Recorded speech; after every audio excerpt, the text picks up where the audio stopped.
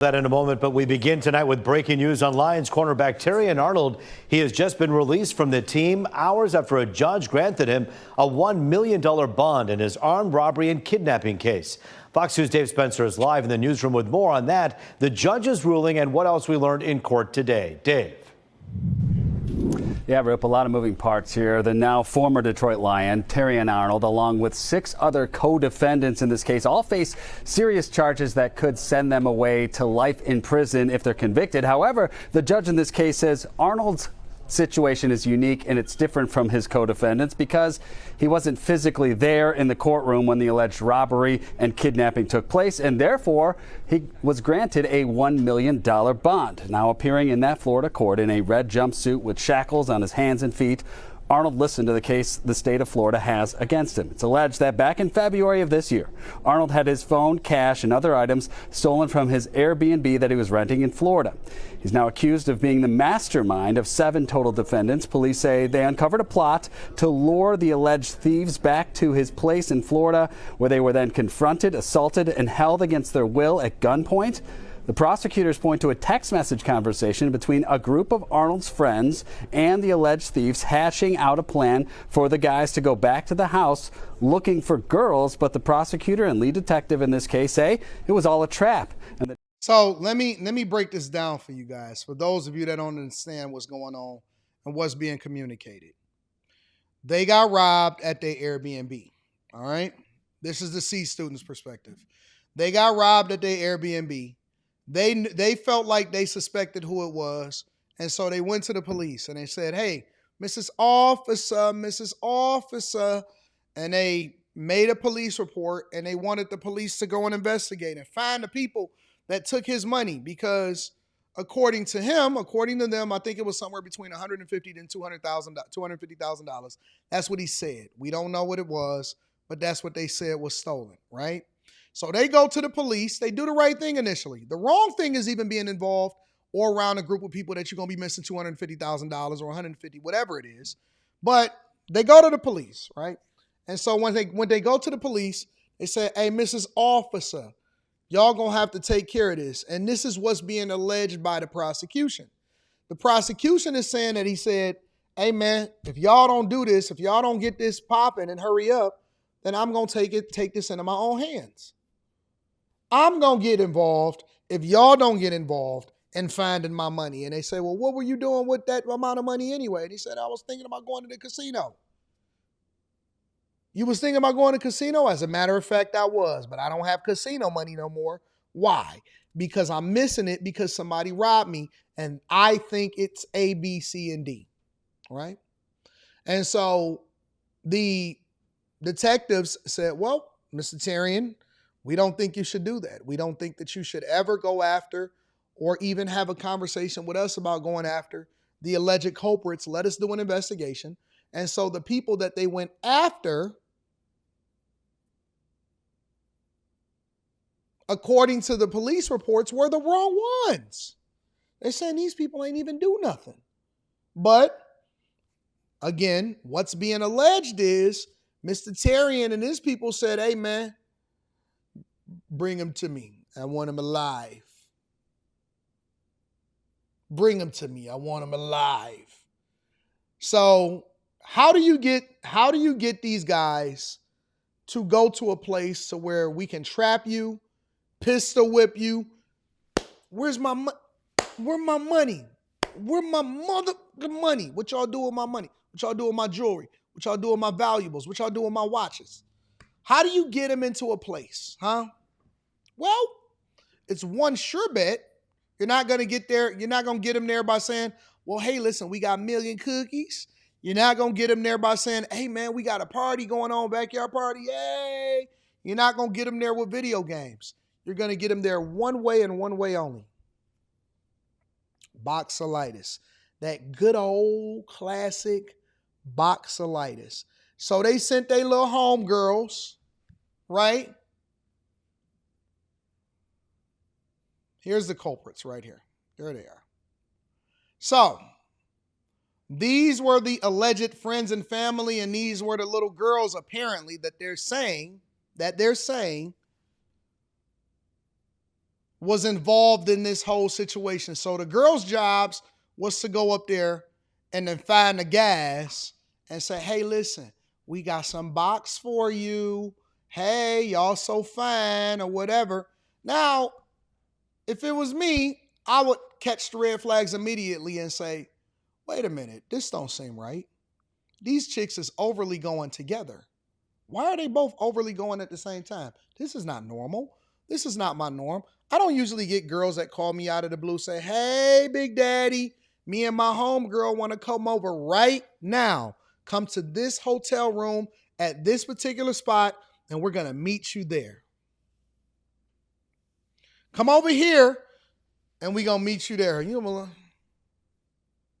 whenever the box is overly easy, like it's trying to chase you down, it's almost like a turn. It's like, I don't know. You know what I'm saying? Like, this is weird.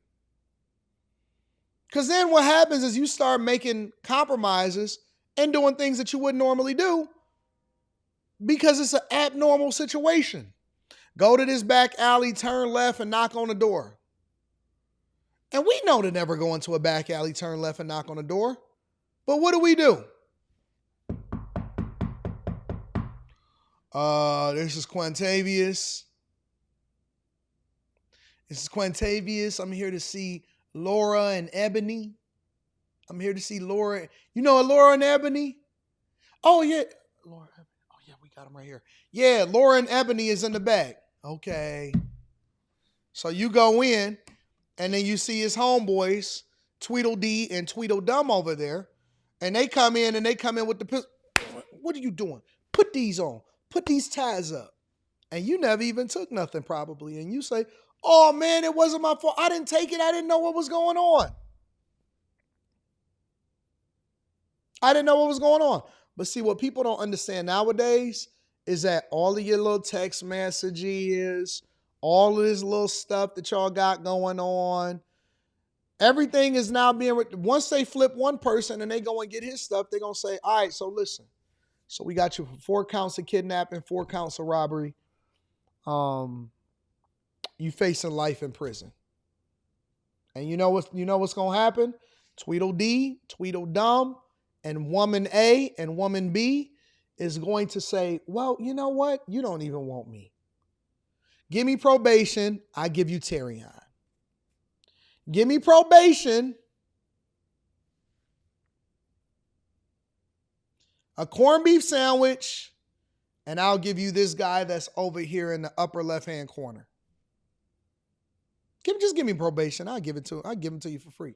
So all of the people that you thought was your friends, the girls that lured them, the people that was, because see, now you're not dealing with the person that's in the streets. You dealing with a person that believes that they have been harmed. They're a civilian, right? The streets has its own rules until people get arrested and they start telling, right?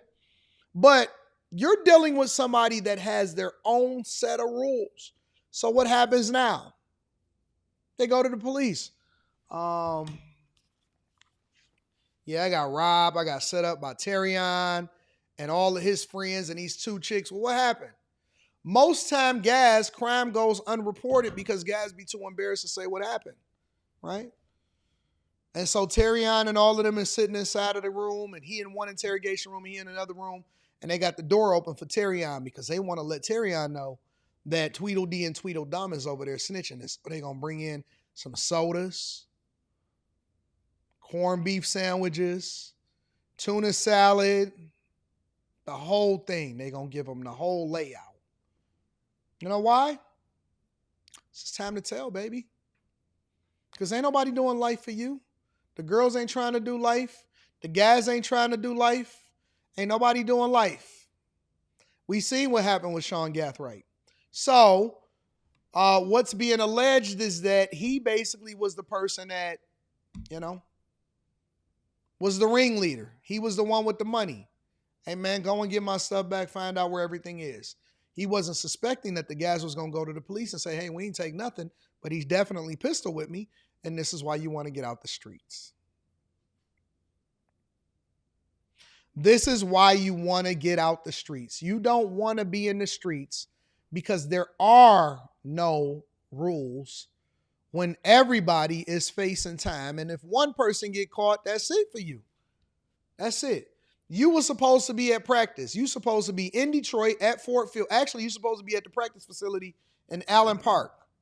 Detroit Lions got a practice facility. How do I know about the practice facility in Allen Park? Because I had to drive by it every day when I was working at the plant. Yep, nope, corned beef either on onion roll or rye. Toasted. Thousand Island and mustard. Matter of fact, you know what? Throw a little bit of sauerkraut on there too. You're supposed to be in Allen Park, which is a suburb of Detroit, at the practice facility. I used to drive by it every single day.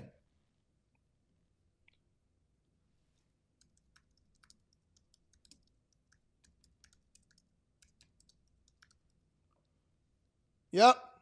It's called the Meyer Performance Center. That's where they practice at. Yep, that's what it is. You're supposed to be hanging out, getting a massage. Hold on, wait. So the people that got lured into the apartment thought that she was playing hide and seek.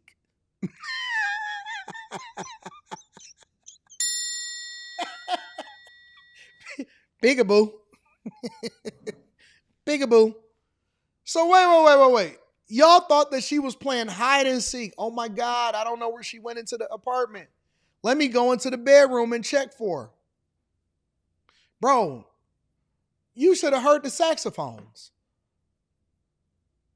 You should have heard the saxophones immediately. Hey man, this ain't, none of y'all was like, you know what, this don't make sense. I don't think she's playing hide and seek. For whatever reason, she might have went out the back door. Hey, are you in the bedroom? Do you got your clothes off? Is it safe to come in? Is it safe? So you thought that she was missing in the apartment that she led you to, and you kept going? Boy, we really do lose every single cognitive function. Every reasonable, logical bone in our body gets thrown into the wind the minute that box come out. Every single logical bone in your body is just, hey, it's red flags all over. Read. People on your shoulder. Your phone is going off. Hey, don't go in there. God said don't go in there. Don't go to that apartment building. And you know what you do? You walk right into the apartment. Oh man, where's she at? Then you be getting pistol whipped. I knew these. Oh, I knew I shouldn't have trusted you, women. I knew I shouldn't have trusted you. It's that box of light is flaring up. That's all that is. And again, the judge ruled that he is free on a $1 million bond. Arnold's agent said that the ruling confirms that there's very little evidence in this case against Mr. Arnold. Arnold's attorney argues that his client never said a word when it came to the hatching, the kidnapping, and the assaulting scheme, and was never near the victims at the time of the crime. But again, hours after all of this, Arnold was released from the Detroit Lions. Now, coming up at 6, we'll talk about some of the unique situations when it comes to bond that the judge laid out. For now, live in the newsroom, Dave Spencer, Fox 2 News. That's so unfortunate. Let me see. Yeah, Dave, we noticed obviously from that statement and also his reaction in court that there doesn't seem to be a bit of concern coming from Arnold. He was smiling ear to ear, hugging his lawyers, and then you saw that statement. Well, that was great news compared to what his co-defendants face. 2 of them have already pled guilty in this, and the other 4 have been reprimanded to stay in jail until this goes to a jury. Well, we all know that everybody gonna be snitching, and the way that you know how we know that everybody gonna be snitching is because everybody's still in jail. Because everybody's listen. How do you get people from not telling on you immediately? How do you get people from not telling on you immediately? You got to get them out of jail. You got to have some bond money for everybody. You got to get a lawyer on a case for everybody. Otherwise, they're going to be singing immediately. Hey, man, don't talk to the prosecutor. Don't say nothing. Get them a good lawyer, get them a bond, get them out of there, and then we're going to figure it out after that. The minute if they got to stay in jail, but you out of jail, you got a bond, Everybody telling.